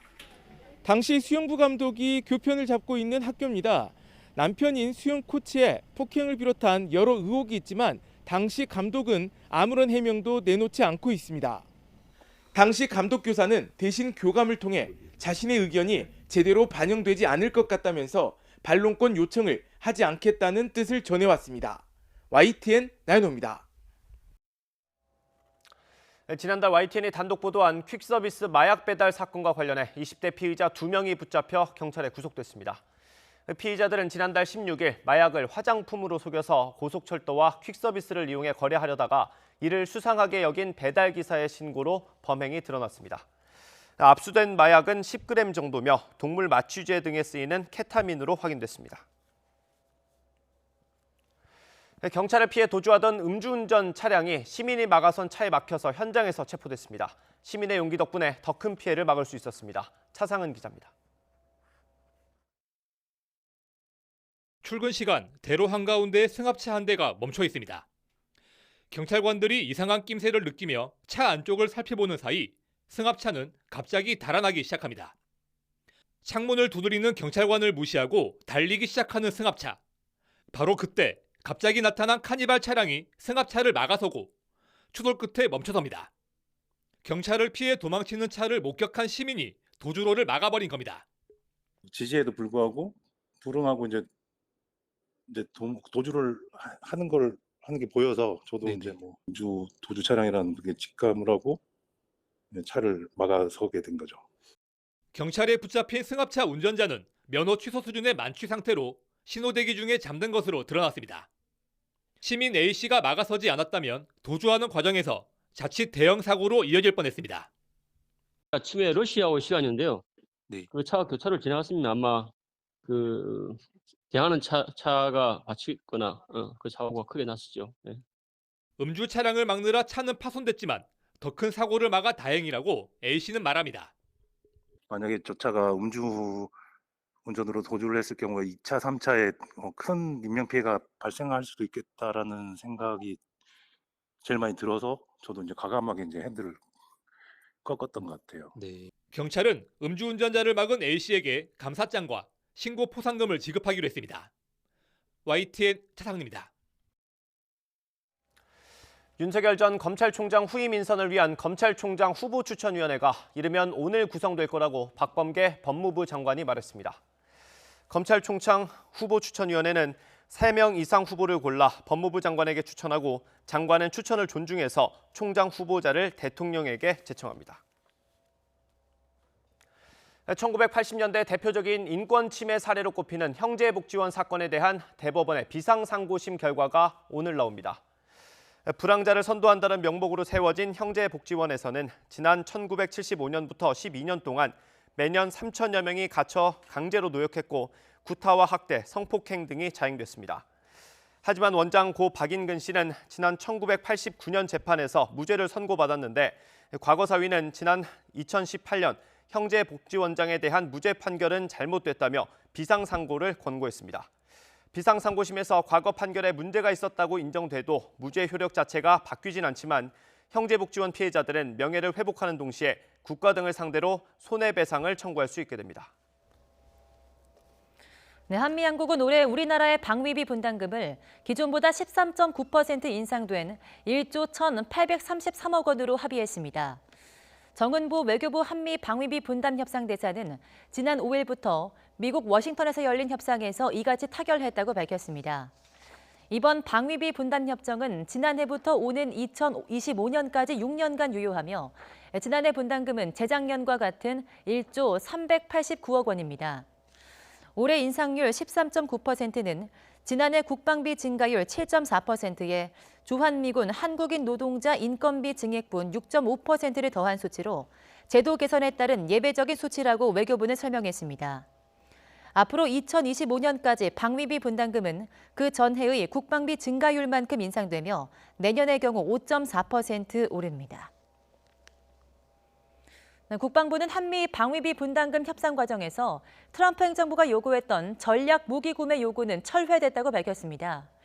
특히 방위비가 한반도 밖 미국 전력 정비 비용을 포함하지 않고 한국인 노동자 임금 비중이 늘어서 우리 경제로 재순환되는 의미가 있다는 평가입니다. 보도에 이승윤 기자입니다. 조 바이든 미국 대통령 취임 이후 전격 타결된 한미 방위비 분담금 특별협정. 국방부는 우리 능력에 합당하고 미국 입장에서는 공평하면서 단연 협상으로 안정성을 확보한 나름 최선의 결과로 평가했습니다. 특히 협상 초반에 트럼프 행정부에서 요구했던 전략무기 구매는 바이든 행정부에서는 이견 없이 철회됐다는 점을 언급했습니다. 또 한반도 밖에 미군 전력에 대한 정비와 주한미군 순환 배치 비용도 전혀 언급되지 않았다고 밝혔습니다. 대부분의 예산이 한국인 근로자들의 임금으로 사용됨으로써 이게 해외로 흘러가지 않고 한국 경제로 환류된다는 데 의미가 있고요. 또 미군의 해외 전략자산이라든지 해외 정비 비용 같은 부분으로 전용되지 않도록 방지를 했다는 데 큰 의미가 있는 것 같습니다. 국방부는 오는 2023년부터 2025년까지는 매년 국방비와 방위비 분담금이 약 6%씩 오를 것으로 예상했지만 3%나 7%처럼 변동폭이 커질 수는 없을 것으로 본다고 설명했습니다. 다만 2025년에는 지난해보다 50% 정도 오른 1조 5천억 원 안팎에 이를 것으로 예상돼 너무 많이 양보한 것 아니냐는 지적도 제기됩니다. 국방부 관계자는 물가 상승률과 연동되던 과거에 비해 높아진 방위비 상승률은 미 재정 상황 등 달라진 시대 상황을 감안할 필요가 있다고 설명했습니다. YTN 이승윤입니다. 바이든 행정부 출범 이후 처음으로 미 국무장관과 국방장관이 오늘 17일 방한합니다. 미국이 한미 방위비 협상 타결을 계기로 대북 정책 조율은 물론 중국 경제를 겨냥한 한미일 삼각 공조 복원에도 속도를 내고 있습니다. 보도에 이교준 기자입니다. 토니 블링컨 미국 국무장관과 로이드 오스틴 국방장관이 다음 주 일본에 이어 한국을 방문합니다. 오는 17일 한미 외교장관 회담이, 다음 날에는 외교와 국방장관이 함께 참석하는 2+2 회담이 열릴 예정입니다. 한미 2+2 회담은 2016년 이후 5년 만입니다. 바이든 행정부 출범 이후 첫 장관급 방문으로 동맹관계 강화를 위한 의지가 엿보입니다. We will revitalize our ties with our allies and partners. 한미 양측은 대북 정책 방향은 물론 전시작전권 전환과 한미 정상회담 개최 등 현안을 폭넓게 논의할 것으로 보입니다. 외교부는 한반도 문제와 지역 협력에 대한 양국 간 소통과 공조를 강화하고 한미 동맹을 발전시켜 나가는 계기가 될 것으로 기대했습니다. 또 일본을 먼저 방문하는 블링컨 국무장관이 안보 협력을 매개로 한일 당국 간 대화 재개의 돌파구를 마련할지도 주목됩니다. 이번 한일 연쇄 방문은 무엇보다 중국 견제를 위한 한미일 삼각 협력의 틀을 복원하는 데 초점이 맞춰질 것으로 보입니다. 중국을 견제하겠다라는 분명한 입장을 바이든 행정부가 여러 차례 밝혔기 때문에 이번에 와서는 역시 그 중국에 대한 견제가 핵심 의제로 논의가 될 가능성이 높다라고 생각이 됩니다. 바이든 행정부는 12일 화상으로 첫 쿼드 정상회의를 개최하는 데 이어 미일 한미 동맹 강화에 나서는 등 반중 전선 구축에 속도를 내는 모습입니다. 미국은 인도태평양 지역 우방들과의 연대를 다진 뒤 이를 토대로 중국과 고위급談判에 나설 것으로 보입니다. YTN 이교준입니다. 전남 진도에 있는 가사도 뱃길이 또 끊길 처지에 놓였습니다. 민간 해운회사가 여러 이유로 철수하자 진도군이 어렵게 배를 마련했는데요. 뒤늦게 예산 전용 문제가 불거지면서 주민들이 발만 동동 구르고 있습니다. 김범한 기자입니다. 요즘 금값인 대파와 몸에 좋은 것으로 알려진 톳이 많이 나기로 이름난 섬입니다. 한창 바쁜 가사도 주민들이 일손을 놓고 진도로 나왔습니다. 진도를 오갈 수 있는 뱃길이 끊길 수도 있기 때문입니다. 여객선은 저희들이 그 육지하고 연결하는 도로입니다. 그럼 우리들의 농산물도 팔 수 없고 육지로 일일 생활권을 할 수도 없고 우리 주민들이 그 대파라든가 이런 걸 실어서 육지로 판매를 하고 해야 되는데 그런 걸 할 수가 없었어요. 진도에서 가사도를 오가는 해운회사 배의 안전성 등의 문제로 배가 끊긴 것은 지난 2015년.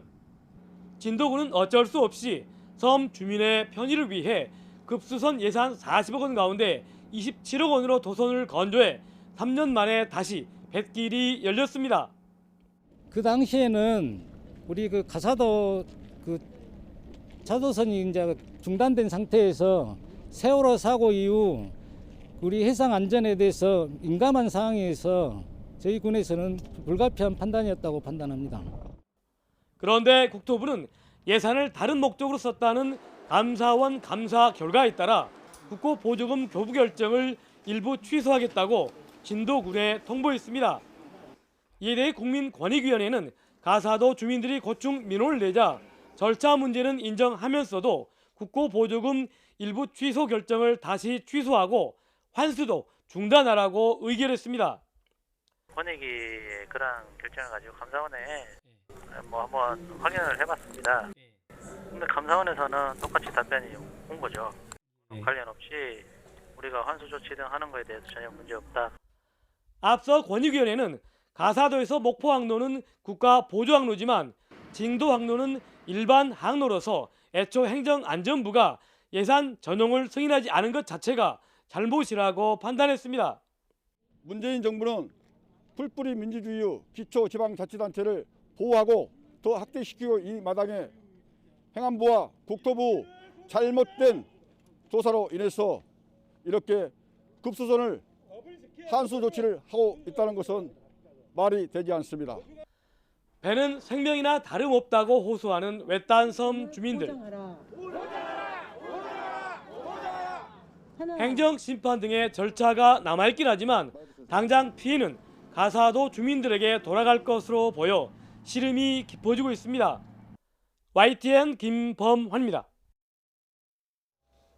원희룡 제주도지사가 제주 2공항에 대해 국토교통부는 법적 절차가 마무리된 국책사업을 정상적으로 추진해야 한다고 밝혔습니다. 원희룡 지사는 제주공항은 오래전부터 포화 상태로 도민과 여행객의 불편을 넘어 안전이 우려되는 위험한 상황이 계속되고 있으며 오히려 이 공항을 추진하지 않을 때 더욱 심각한 문제가 발생할 우려가 있다고 주장했습니다. 러시아 연해주에서 독립운동의 대부였던 고 최재형 선생의 후손이 지자체와 병원의 도움으로 신장 수술을 받고 건강하게 퇴원했습니다. 인천대 어학원에 재학 중인 4대 손 최일리아 씨는 할아버지의 나라에 고마움을 전했습니다. 이기정 기자입니다. 이토 히로부미를 저격한 안중근 의사의 숨은 조력자. 러시아 연해주에서 독립운동의 대부로 추앙받는 고 최재형 선생은 상해 임시정부의 초대 재정장관도 역임했습니다. 최재형 선생의 4대 손인 최일리아 씨는 할아버지의 나라를 배우기 위해 지난 2019년 9월 인천대 어학원에 입학했습니다. 갑작스런 복통으로 병원을 찾았다가 선천적 신장 이상이라는 진단을 받고 수술비 부담으로 어려움을 겪던 상황. 러시아 국적인 최 씨를 위해 인천시와 지역의 병원이 공동으로 수술비 2천만 원을 전액 지원했습니다. 우리나라를 만드는 데 도움을 주신 이런 독립유공자 후손이신데도 불구하고 사실 한국에 있는 발전된 의료 시스템을 사실 혜택을 못 보신 게 사실이에요. 최 씨는 우측 신장 기능이 30% 손상되었고 자칫 신부전으로 진행돼 혈액 투석을 해야 할 상황이었지만 로봇을 이용한 신우 성형술로 무사히 수술을 마쳤습니다. 해외 환자를 위한 나눔 의료 사업의 일환으로 지원이 가능할 것으로 판단되어 치료비 600만 원을 지원해 주게 되었습니다. 최 씨에게는 국내에 체류 중인 외국인 환자를 지원해 줌으로써 우리의 우수한 의료 기술을 적극적으로 알리는 프로그램이 적용됐습니다. 인천시는 앞으로 나눔 의료에 참여하는 기관 수도 늘리고 수혜 대상도 확대할 방침입니다.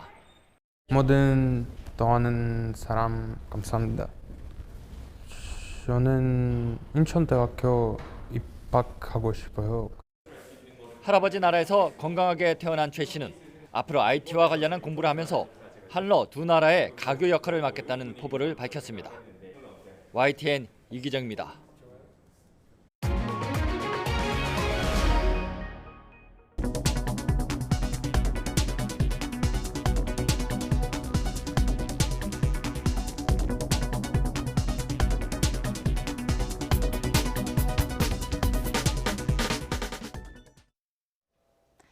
연일 서쪽 지방을 중심으로 공기가 탁합니다. 대기가 정체된 데다 중국발 스모그가 유입이 되면서 밤사이 상황이 더 악화했는데요.